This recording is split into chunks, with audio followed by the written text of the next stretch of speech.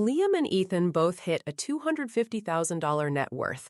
Liam upgraded. He financed a luxury SUV, bought into a country club to network, and filled his smart home with every new gadget. He looked like the ultimate modern success story. Ethan kept his 2014 Toyota, wore blank t-shirts, and systematically eliminated 10 specific expenses society deems completely normal. Liam called Ethan cheap. Then, credit markets froze, inflation skyrocketed, and interest rates tripled.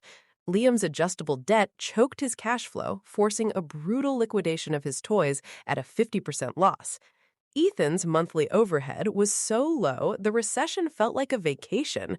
He deployed his massive liquidity to buy real estate at rock bottom. Liam played the status game. Ethan built an unbreachable fortress by mastering a ruthless financial protocol, the absolute elimination of the 10 things that are no longer worth money. The middle class is currently being mathematically eradicated. The old rules of wealth generation, go to school, buy a big house, upgrade the car, and consume your way to happiness, are now a guaranteed formula for permanent poverty. Society functions by convincing consumers to trade future freedom for present-day status. The top 1% operates entirely differently. True wealth is not built by merely increasing income. It is built by aggressively defending capital. It requires looking at culturally accepted expenses and recognizing them for what they truly are: financial sinkholes. To build a financial fortress, capital must be diverted away from depreciating liabilities. Here is the strict breakdown of the 10 things that are no longer worth a single cent. The automobile is the greatest wealth destroyer of the modern middle class. Dealerships do not sell cars, they sell rolling debt disguised as monthly payments. A $60,000 luxury SUV depreciates by 20% the moment the tires hit the pavement. Over a 5-year loan, the buyer pays thousands in interest for a decaying piece of metal. Capital must be deployed to acquire assets that produce yield, not liabilities that require constant maintenance, insurance, and premium fuel. The top 1% drive reliable, fully depreciated vehicles until their passive income can purchase the luxury car in cash without touching the principal. Trading a future net worth for a hood ornament is the ultimate hallmark of the fake rich. Wealth is bled out through 1,000 invisible cuts. The modern economy is hyper-optimized to trap consumers in a web of recurring microtransactions. Streaming services, premium software, monthly box deliveries, and high-end gym memberships create a constant, heavy drag on monthly cash flow. Corporations know that human psychology defaults to laziness. Once a subscription is active, it is rarely canceled. 5 subscriptions at $20 a month equals $1,200 of evaporated capital. That same capital, compounded annually in an index fund, alters the trajectory of a financial life. The ruthless elimination of recurring, automated expenses is the mandatory first step to stopping the bleed and generating massive liquidity. The middle class spends billions trying to look like the upper class. Designer logos, fast fashion trends, and rapid wardrobe cycles are a tax levied on insecurity. The wealthy do not purchase logos, they purchase equity.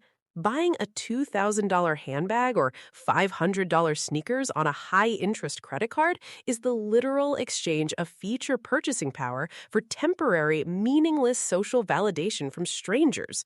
True wealth is completely silent. It operates in the background, wears blank, unbranded apparel, and holds massive amounts of liquid capital ready for deployment.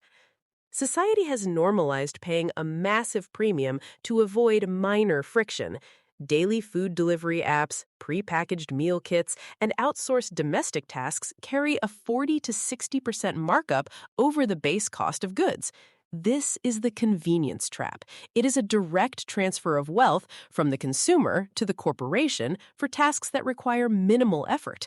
The disciplined investor aggressively reclaims this capital. Cooking basic meals, managing personal environments, and executing daily routines are not chores. They are fundamental mechanisms for capital preservation. Outsourcing basic survival guarantees a baseline level of financial fragility. High-ticket masterminds, country club memberships, and exclusive social clubs are sold to the public as critical investments in a network. For the vast majority of individuals, these are nothing more than high-priced social venues. Proximity to wealth does not equal the acquisition of wealth. Capital deployed into paying thousands in monthly dues is capital not being deployed into hard, cash-flowing assets. True networks are built through extreme competence, unique leverage, and verifiable market value, not by swiping a platinum card at a clubhouse bar or paying $10,000 to sit in a hotel conference room. The annual hardware upgrade cycle is a brilliant psychological manipulation tactic. Upgrading a perfectly functional smartphone, laptop, or smartwatch strictly for the newest iteration is the voluntary destruction of capital. Corporations engineer these products for planned obsolescence, convincing consumers that a 5% faster processor or a minor camera upgrade justifies a $1,200 financed purchase. The financial fortress is built by utilizing hardware until its absolute functional death.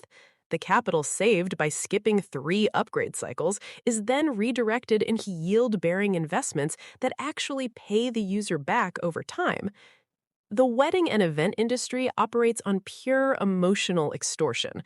Financing a $50,000 to $70,000 party creates a permanent crater in early-stage wealth building.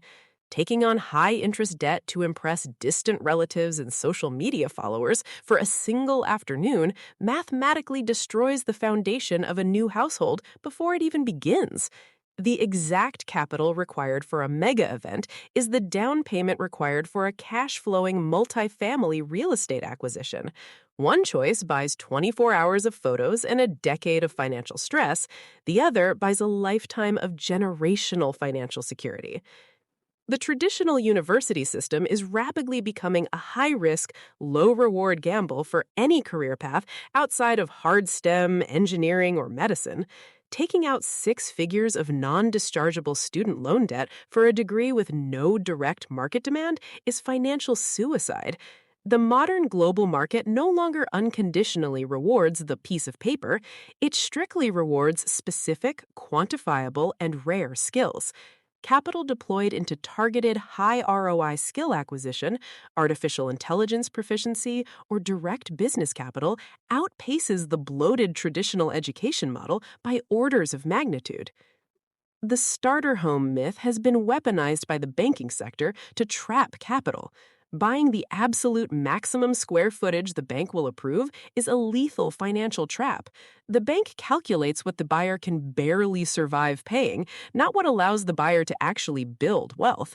Excessive square footage mathematically guarantees higher property taxes, exponential heating and cooling costs, and the intense psychological pressure to fill empty rooms with financed furniture. A primary residence is not an investment if it drains 50% of monthly liquidity just to maintain the facade. When mortgage rates explode and the housing market shifts, those with maximum leverage are the first to be wiped out.